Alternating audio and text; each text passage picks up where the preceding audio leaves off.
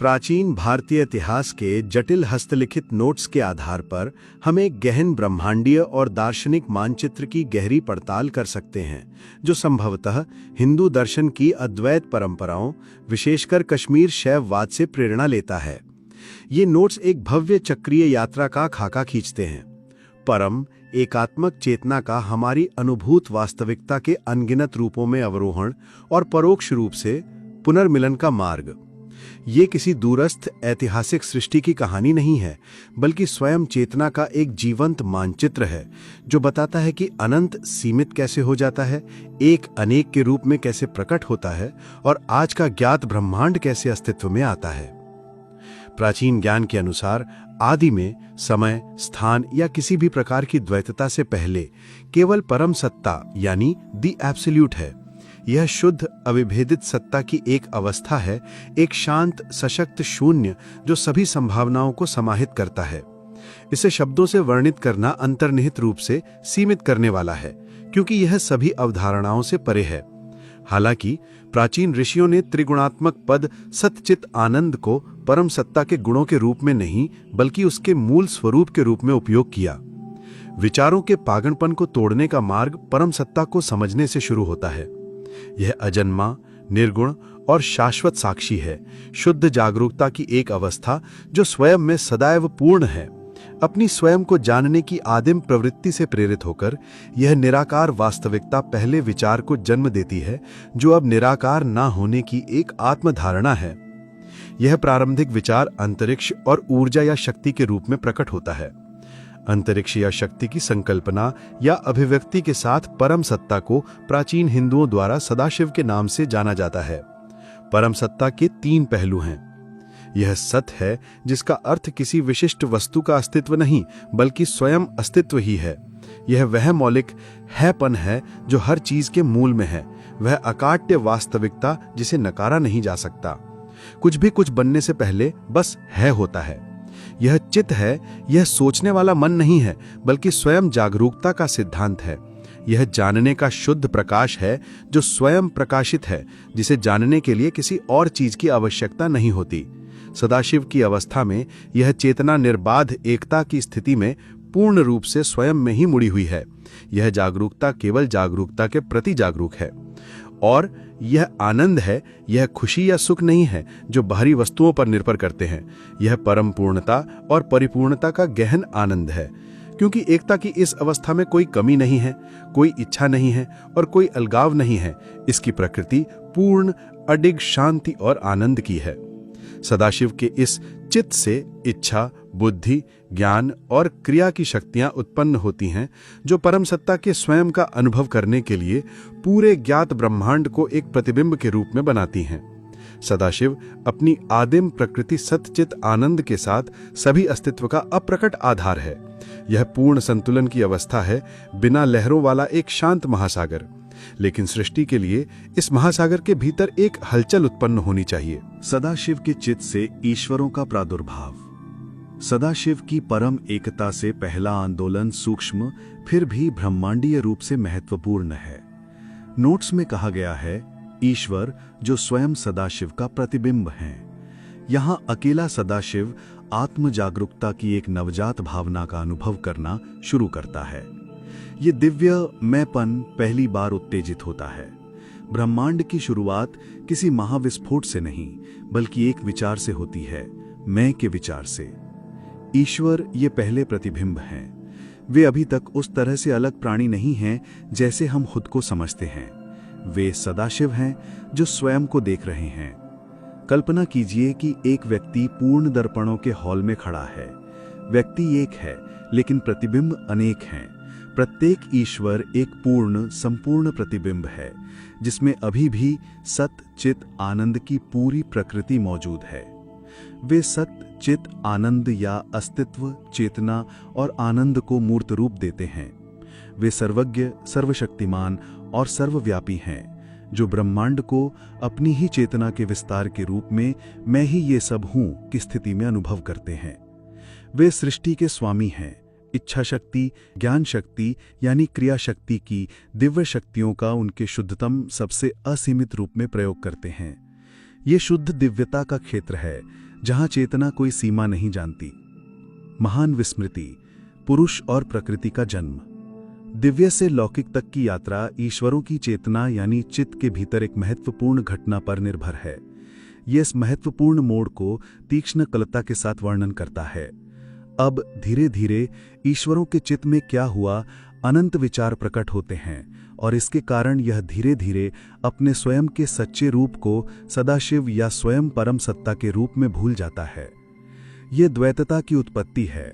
ईश्वर की चेतना के एकीकृत क्षेत्र के भीतर जो सब मैं हूं का अनुभव करता है, सूक्ष्म भेद या विचार यानी विकल्प उत्पन्न होने लगते हैं।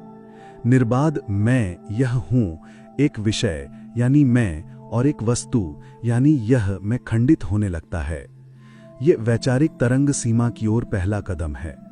जैसे जैसे ये विचार बढ़ते हैं, ईश्वर का ध्यान अपनी असीम एकीकृत प्रकृति से अपनी ही चेतना के असंख्य वस्तुओं की ओर स्थानांतरित हो जाता है। समग्र के बजाय भाग पर ध्यान केंद्रित करने का ये कार्य एक गहन विस्मृति की ओर ले जाता है। ईश्वर अपनी अनंत सदाशिव के रूप में अपनी सच्ची पहचान भूल जाता है। कॉस्मिक विस्मृति के इस क्षण में ईश्वर एक रूपांतरण से गुजरता है। वे ईश्वर जो अपने स्वयं के रूप को भूल जाते हैं, प्राचीन हिंदू उन्हें पुरुष नाम से पुकारते हैं। ईश्वर दिव्य स्वामी पुरुष बन जाता है, व्यक्तिगत सीमित आत्मा या सचेत इकाई। साथ ही जिसे वह स्वयं से अलग मानता है वह प्रकृति बन जाता है, वस्तुनिष्ठ ब्रह्मांड, आदिम प्रकृति या पदार्थ। एक वास्तविकता अब एक दृष्टा यानी पुरुष और दृश्य यानी प्रकृति में विभाजित हो गई है। यह समझना महत्वपूर्ण है कि प्रकृति पुरुष से मौलिक रूप से कुछ भी अलग नहीं है। ये पुरुष की अपनी चेतना है जो इस विस्मृति के कार्य के कारण अन्य के रूप में प्रकट होती है। इस सृष्टि को प्रकृति कहा जाता है। माया का आवरण और उसके 5 कंचुक परतें विस्मृति के इस स्मारकीय कार्य का एक नाम है। जैसा कि नोट्स में कहा गया है, ईश्वरों द्वारा अपनी प्रकृति को भूलने को माया कहा जाता है। माया केवल एक भ्रम नहीं है, बल्कि परम सत्ता की दिव्य शक्ति है जो अपनी वास्तविक अनंत प्रकृति को छुपाने और एक सीमित शांत स्वरूप को प्रक्षेपित करने में सक्षम है। ये वो तंत्र है जो एक को अनेक के रूप में स्वयं का अनुभव करने की अनुमति देता है। माया अस्पष्ट रूप से कार्य नहीं करती। ये संकुचन की 5 विशिष्ट शक्तियों के माध्यम से कार्य करती है, जिन्हें 5 कंचुक यानी आवरण या परतों के रूप में जाना जाता है।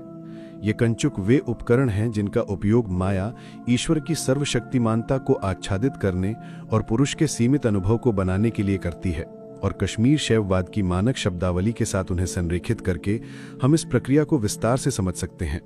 कला, सीमित कर्तृत्व। ईश्वर सर्वशक्तिमान है, कुछ भी करने में सक्षम, सर्वकर्तृत्व।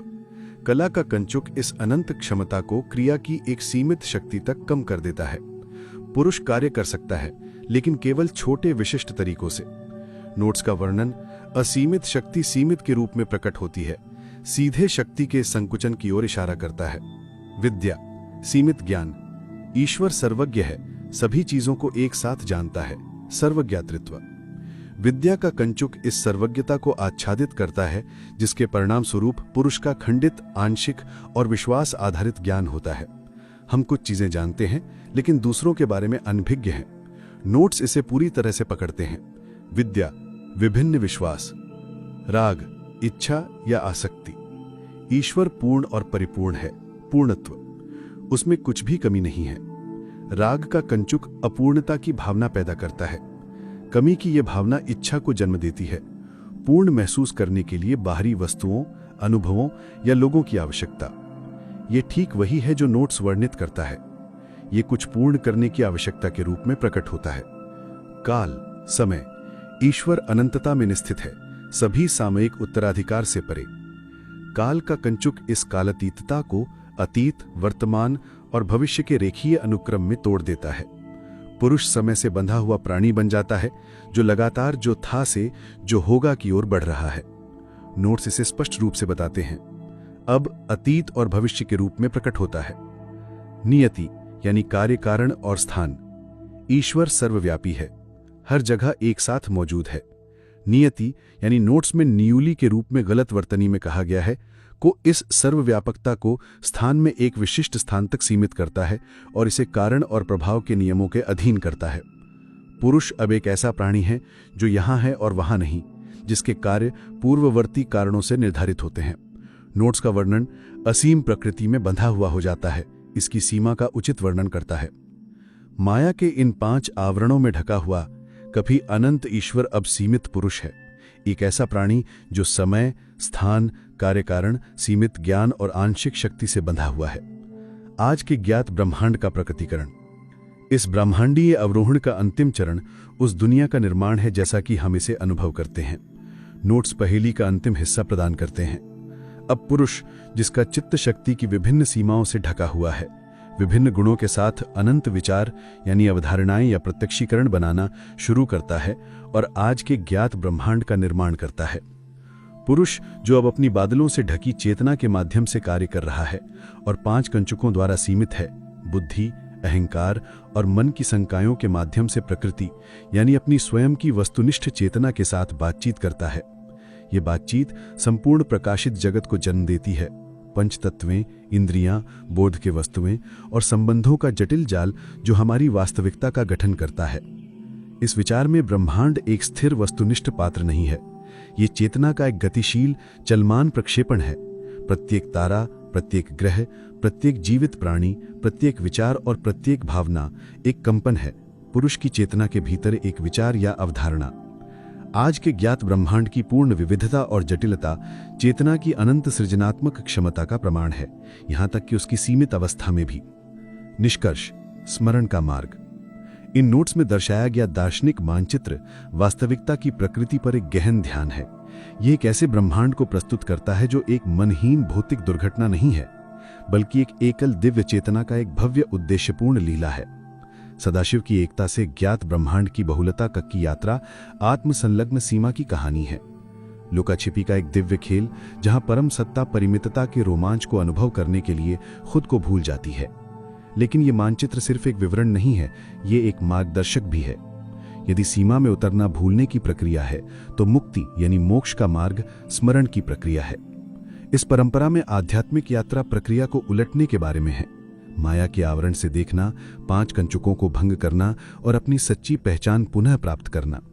ये पुरुष की वो यात्रा है जिसमें वो पहचानता है कि वो प्रकृति से कभी वास्तव में अलग नहीं था, कि वो वास्तव में ईश्वर ही था जो एक भूमिका निभा रहा था और उसकी परम नात्री सदाशिव की आनंदमयी एकीकृत चेतना के अलावा और कुछ नहीं है। यही अंतिम घर वापसी है कि यह महसूस करना कि साधक, स्वयं साधना और साध्य हमेशा एक ही रहे हैं।